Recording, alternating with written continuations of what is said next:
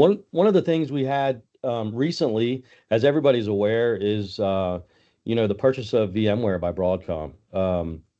That brought some challenges to us from a licensing standpoint. We are a Nutanix shop for the most part, but we weren't running AHV. We were running ESXi.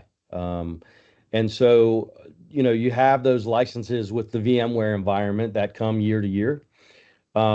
But that kind of pushed us in the direction to take advantage of the licensing that comes with the AHV hypervisor built into Nutanix.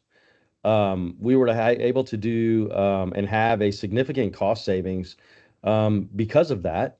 No one in the organization noticed that we did that except for IT.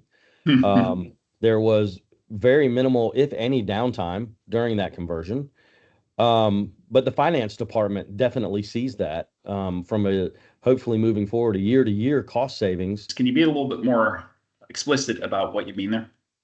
Yeah, so I think, with moving to AHV again, with the licensing included within your Nutanix purchase, we're saving a significant amount. Obviously, that's included in licensing with AHV. VMware, it was an additional purchase. And when I say significant amount, it's probably because of the size of our environment and the number of hosts that we had in our environment. Obviously, that's going to be different for each and every person. The larger your environment, the larger your investment is in licensing. But we were able to save, probably about $50,000 to $60,000 a year, in licensing costs just by utilizing the hypervisor that comes with the solution that we purchased. Good.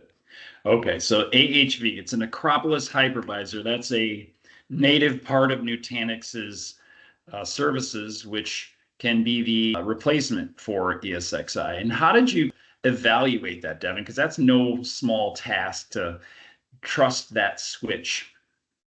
Yeah, so I mean, as I said earlier, the relationship that we have with eGroup and their engineers, Dave Strum is a great asset for us.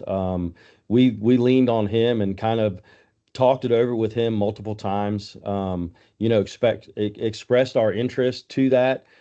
Dave went through everything with a fine-tooth comb and gave us the advantages and disadvantages, and really, put it into perspective for us of how it would work within our environment. And it just so happened that, it was a positive outcome for us. And in choosing that, again, we were able to have those cost savings and, it actually increased some of the performance to some of our systems because we're utilizing the native Nutanix hypervisor instead of VMware. Interesting. So a little bit of performance improvements, but cost savings and no noticeable difference in the user experience. So it sounds like you did your homework.